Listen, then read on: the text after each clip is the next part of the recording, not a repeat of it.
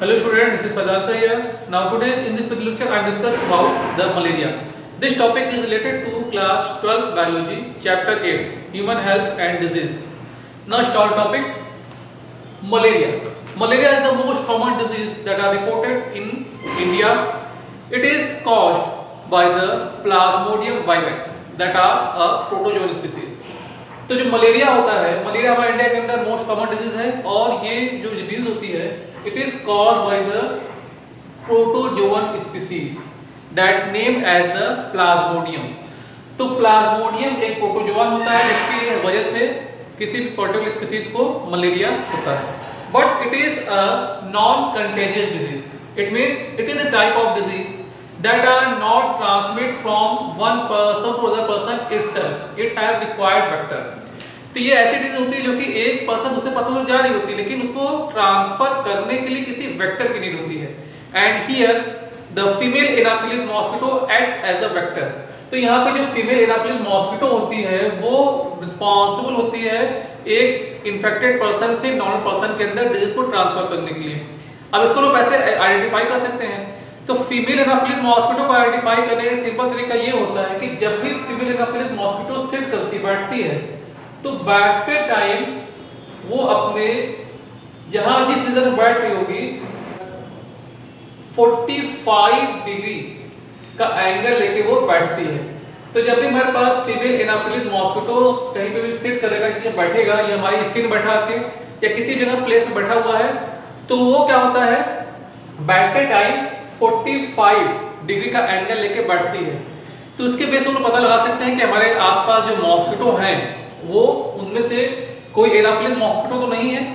इसके बेस पे कि अब जो फीमेल मॉस्किटो होगी केवल वही डिजीज को ट्रांसफर करती है, क्योंकि जो मेल मॉस्किटो होते हैं उनका जो माउथ पार्ट होता है वो उसका जो आगे का स्ट्रिंग होता है वो हार्ड नहीं होता, वो क्या होता है सॉफ्ट होता है।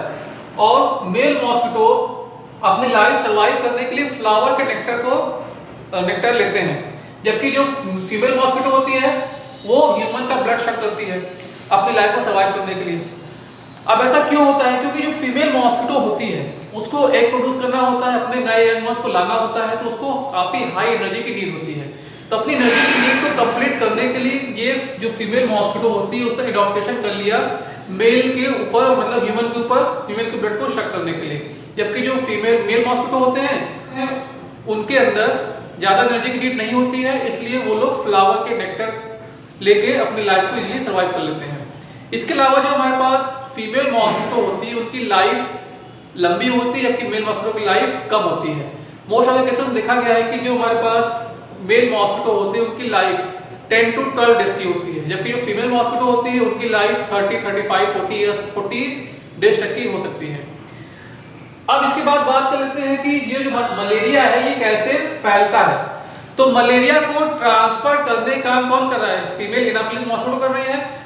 तो यहाँ पे जो वेक्टर है इसके जो उसको स्प्रेड कर रहे हैं वो केवल फीमेल एनाफिलिस मॉस्किटो के थ्रू ही ये डिजीज फैल सकती है, क्योंकि प्लाज्मोडियम जो होता है प्लाज्मोडियम के अंदर हमारे बॉडी के अंदर इंटर करने की कैपेसिटी नहीं होती है। अगर मान लिया हमारे स्किन पे आके पड़ा भी है तो वो प्लाज्मोडियम हमारी स्किन के अंदर नहीं जा सकता जब तक कि वो किसी फीमेल एनाफिलिस मॉस्किटो की बॉडी के अंदर नहीं होगा। अब होता क्या है कि जब फीमेल एनाफिलिस मॉस्किटो किसी नॉर्मल पर्सन का ब्लड शक कर रही होती है तो उस समय ब्लड को शक करने से पहले अपने सलाइवा से वो कुछ एंजाइम निकालती है। अब इस एंजाइम से होगा क्या कि हमारी जो स्किन होती है उसको वो सॉफ्ट करती है। तो स्किन को सॉफ्ट बनाने के लिए वहां पे वो स्पेसिफिक एंजाइम निकालती है। अब उस एंजाइम की हेल्प से जब हमारा स्किन सॉफ्ट हो जाता है तब अपने माउथ पार्ट की हेल्प से हमारा ब्लड शक करती है। अब जब वो सलाइवा निकाल रही होती है तो उस समय होता क्या है कि जो प्लाज्मोडियम के वेक्टर्स होते हैं ये प्लाज्मोडियम उसके सलाइवा के अंदर जाके बैठे रहते हैं, सलाइवा ग्लैंड के अंदर बैठे रहते हैं, जिसके वजह से जब भी वो हमारे बाइट करती है तो ये प्लाज्मोडियम हमारे बॉडी के अंदर एंटर कर जाते हैं। तो इस तरह से कोई भी फीमेल एनाफिलिस मॉस्किटो किसी पर्टिकुलर नॉर्मल पर्सन के अंदर डिजीज को ट्रांसफर करने के लिए रिस्पॉन्सिबल होती है। अब बात कर लेते हैं कि बच्चा को मलेरिया हो गया है तो हम लोग कैसे पता लगा सकते हैं कि वो पर्सन मलेरिया से अफेक्टेड है। तो यहाँ पे होता यह है कि जब भी हमें मॉस्किटो बाइट करती है तो मॉस्किटो बाइट करने के तुरंत बाद हम लोग को डिजीज नहीं आती है।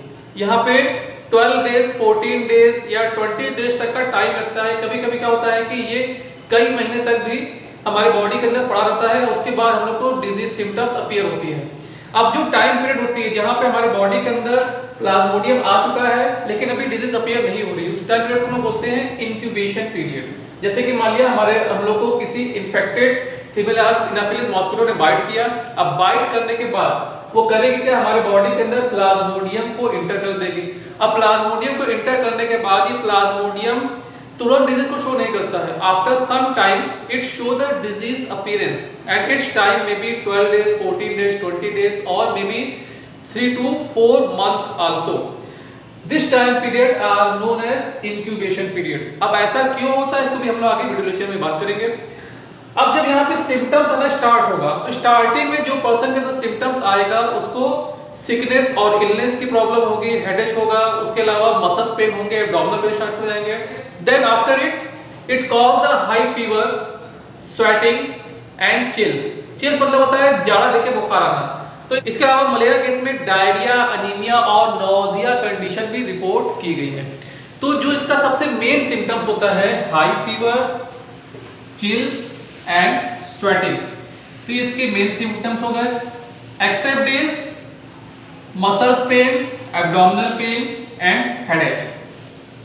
तो सबसे मेन हमारा क्या हो गया, चिल्स वाला हो गया, चिल्स और फीवर वाला हो गया। इसके अलावा muscles pain, abdominal pen, headache, diarrhoea, nausea, anaemia and blood stool discharge also and also vomiting.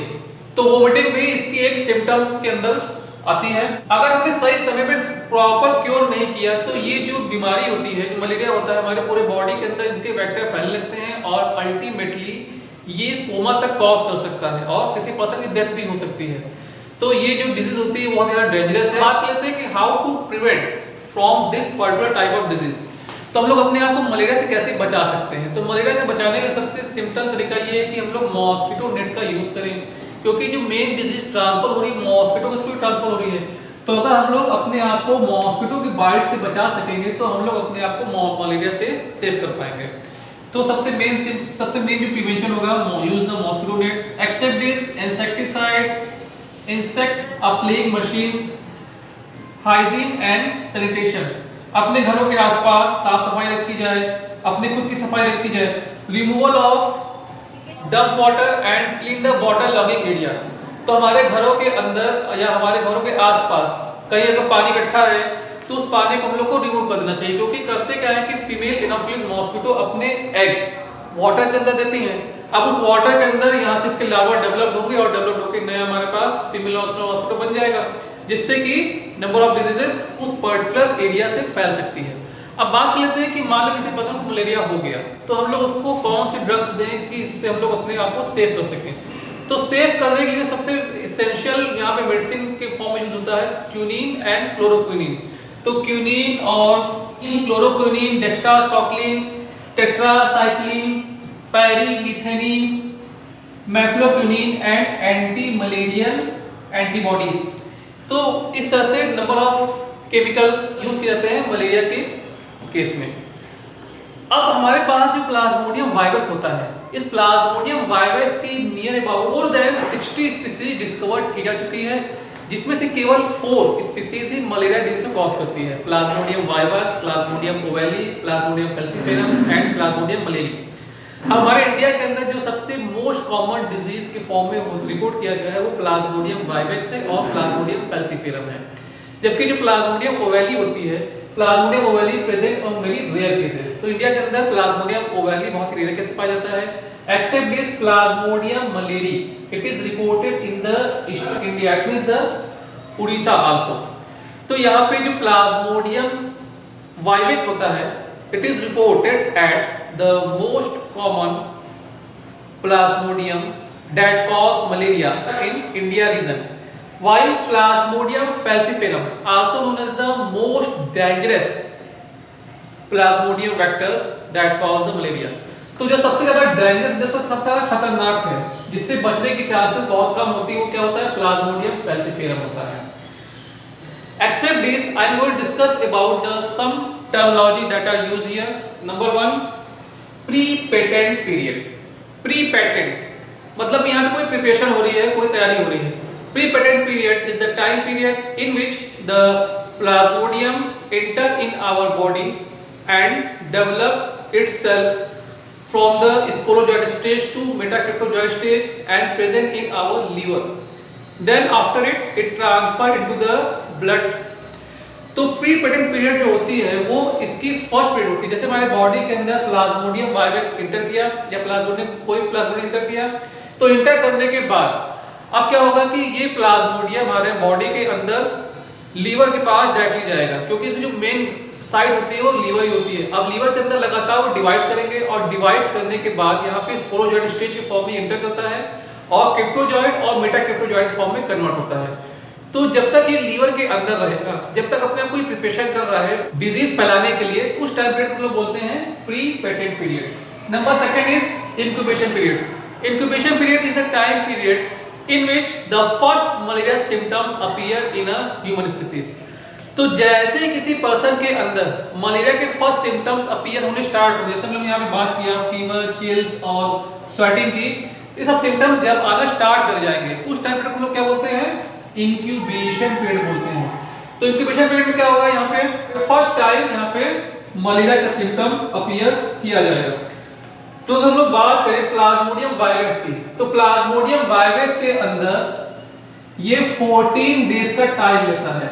जैसे कि मान लिया कि फीमेल एनाफिलिस मॉस्किटो ने हमें बाइट किया, अब बाइट करने के बाद आफ्टर 14 डेज ये मलेरिया का फर्स्ट सिम्टम को रिपोर्ट करेगा। अगर हम बात करें प्लाज्मोडियम ओवेली की, तो प्लाज्मोडियम ओवेली के अंदर भी 14 डेज लग जाते हैं। तो हमारे बॉडी में आने के बाद आफ्टर 14 डेज ये मलेरिया के सिम्टम्स को अपीयर करता है। अगर हम बात करें प्लाज्मोडियम मलेरी की, तो प्लाज्मोडियम मलेरी जो होता है वो लंबा समय लेता है, लॉन्ग टाइम लेता है। They have required 30 days for appear the malaria symptoms. If we talk about plasmodium falciparum, it required only 12 days for show the disease symptoms.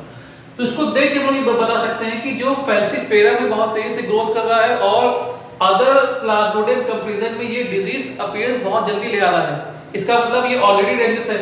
इसके अलावा जो प्लाज्मोडियम फैल्सिफेरम होता है, इसके against most of the cases में जो drugs design की गई यहाँ पे वो वर्क नहीं करती है। तो यहाँ पे जो स्पेशल केस में हम लोग यूज करते हैं क्विनिन और क्लोरोक्विनिन रिपोर्ट की जाती है, यूज की जाती है प्लाज्मोडियम फैल्सिफेरम केस में। Now the third term is erythrocytic cycle. Erythrocytic cycle are the types of cycle that show the malaria symptoms after a certain period of time। तो एक निश्चित टाइम के बाद मलेरिया के सिम्टम्स किसी particular species के अंदर बार बार अपीयर होते हैं, उसको लोग बोलते हैं इथ्रोसाइटिक साइकिल। अब ऐसा होता क्यों, पहले इसके बारे में बात कर लेते हैं। मान लीजिए जैसे हमारे बॉडी के अंदर ये चीजें गई, Plasmodium vivax, Plasmodium ovale, Plasmodium falciparum कोई भी गया, अब क्या होगा कि ये इंक्यूबेशन पीरियड के थ्रू अपने आप को फर्स्ट टाइम अपीयर करेगा। अब फर्स्ट अपीयर जो करता है वहां पे होता ये है कि जो प्लाज्मोडियम होते हैं, ये प्लाज्मोडियम करते क्या है कि हमारे बॉडी के अंदर जो रेड ब्लड सेल होती है, उस रेड ब्लड सेल में जाने के बाद यहाँ पे जो भी हीमोग्लोबिन कंपोनेंट होते हैं उसको ये ईट करते हैं। हीमोग्लोबिन कंपोनेंट को ईट करने के बाद जो इनका लास्ट प्रोडक्ट बनता है वो हमारा होता है हीमोग्लोबिन। तो ये हीमोजॉइन होता है, इस हीमोजॉइन की वजह से ही मलेरिया के सिम्टम्स अपीयर होते हैं। ये एक टॉक्सिक सब्सटेंस है जिसकी वजह से हम लोग को चिल्स, फीवर और स्वेटिंग हो रही होती है। तो जो भी एक्टिविटीज यहाँ पे शो की जा रही है इस हीमोग्लोबिन के हीमोजॉइन में कन्वर्ट होने की वजह से ही हो रहा है। अभी कल कर रहा है यहाँ पे जो प्लाज्मोडियम हमारे बॉडी के अंदर गए और आरबीसी के पास गए हैं, तो आरबीसी के अंदर हीमोग्लोबिन होती है। अब हीमोग्लोबिन को वो खाते हैं, ईट करते हैं और ईट करने के बाद इस हीमोग्लोबिन कन्वर्ट करते हैं हीमोजॉइन के फॉर्म में। तो जब ये इसको कन्वर्ट करते हैं तो उस कंडीशन हम लोग को मलेरिया का सिम्टम्स अपीयर होता है। तो यहाँ पे जो इथ्रोसाइटिक साइकिल होती है किसी भी पर्टिकुलर पर्सन के अंदर जब ये इंटर करेंगे, तो इंटर करने के बाद after each 3 to 4 days it show the malaria symptoms. जैसे हम लोग यहाँ पे बात करें तो हमारे पास जो प्लाज्मोडियम फैल्सिफेरम होता है, प्लाज्मोडियम ओवेली होता है, प्लाज्मोडियम वाइवेक्स होता है, इनके अंदर इथ्रोसाइटिक साइकिल टोटल 72 आवर्स की होती है, जबकि प्लाज्मोडियम मलेरी जो होता है इनके अंदर इथ्रोसाइटिक साइकिल रिपोर्ट की गई है ओनली 48 आवर्स की। तो इस तरह से हम लोग ये बताते हैं कि हमारे पास प्लाज्मोडियम फैल्सीफेरम है वो सबसे ज्यादा डेंजरस है और जो प्लाज्मोडियम मलेरी है वो सबसे कम डेंजरस है। Now I'm going to discuss about the life cycle of Plasmodium. So Plasmodium completes its life into two hosts. It is a type of parasite that are depend on the two different types of host. Primary host are known as mosquito and secondary host are known as human. So here question is that why we say that the mosquito is the primary host. Mosquito are suggested as the primary host because here the Plasmodium represent its sexual life cycle, while the human represent the secondary host because here the Plasmodium represent its growth phase, not the represent the sexual life cycle. So on the basis of lifestyle, we are divide the total life of Plasmodium into two host, primary host and secondary host. Primary host, तो यहाँ जो primary host हमारा था, primary host जो होगा उसके अंदर कोई भी स्पीसीज अपनी सेक्सुअल लाइफ साइकिल परफॉर्म करती है, जबकि जो सेकेंडरी होस्ट है वहाँ पे कोई भी स्पीसीज अपनी सेक्सुअल लाइफ साइकिल को रिप्रेजेंट करती है। तो हमारे पास जो प्लाज्मोडियम होता है, ये प्लाज्मोडियम किसी भी ह्यूमन स्पीसीज के अंदर इंटर करता है जब एक फीमेल एनाफिलिस मॉस्किटो उसको बाइट करती है। तो जब भी फीमेल एनाफिलिस मॉस्किटो बाइट करेगी तो बाइट करने के बाद होता ये है कि हमारे बॉडी के अंदर प्लाज्मोडियम आ जाते हैं। अब ये प्लाज्मोडियम क्यों आ रहे हैं? क्योंकि जो प्लाज्मोडियम होते हैं वो फीमेल एनाफिलिस मॉस्किटो के सिलाइवा के अंदर पाए जाते हैं। सिलाइवा ग्लैंड होती है उसके अंदर वो बैठे रहते हैं। अब जब भी इस मॉस्किटो को बाइट करना होगा तो बाइट करने के ठीक पहले करती क्या है कि हमारे स्किन को सॉफ्ट बनाने का काम करती है।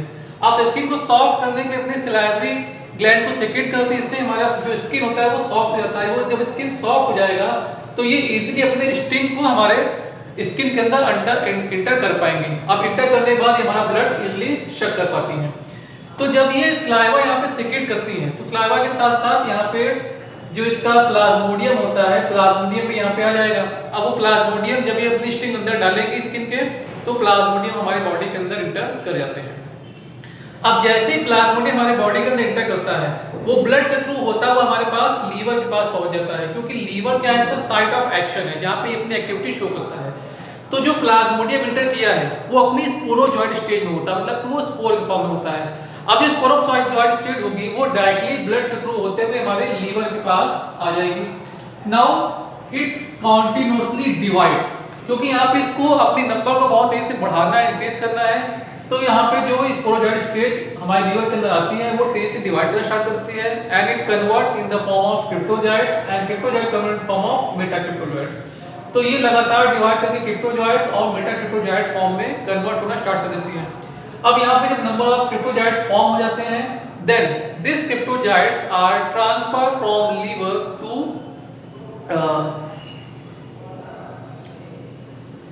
ट्रांसफर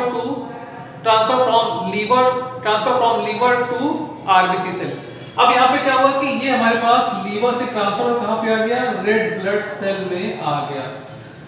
अब जो टाइम पीरियड लगा यहाँ पे, जिस टाइम पीरियड में यहाँ पे हमारे पास स्पोरोजॉइड से मेटाक्रिप्टोजॉइड बन रहे थे, this time period are known as the pre patent period. तो प्री पेटेंट पीरियड जो होती है नियर अबाउट 7 to 8 डेज की होती है। जैसे कि मान लो किसी मॉस्किटो ने, फीमेल एनाफिलिस मॉस्किटो ने हमारे बॉडी के अंदर स्पोरोजॉइड स्टेज को इंटर कर दिया। अब इंटर करने के ठीक बाद यहाँ पे डिजीज अपीयर नहीं होती है। ये करते क्या है, पहले हमारे बॉडी में जाने के बाद लगातार अपने आप का नंबर बढ़ाएंगे, डिवाइड करेंगे। तो जब ये लगातार डिवाइड कर रहे हैं तो डिवाइड करते समय स्पोरोजॉइड, क्रिप्टोजॉइड और मेटाक्रिप्टोजॉइड बनाते हैं। अब ये मेटाक्रिप्टोजॉइड बनने तक ही लीवर के अंदर रहते हैं।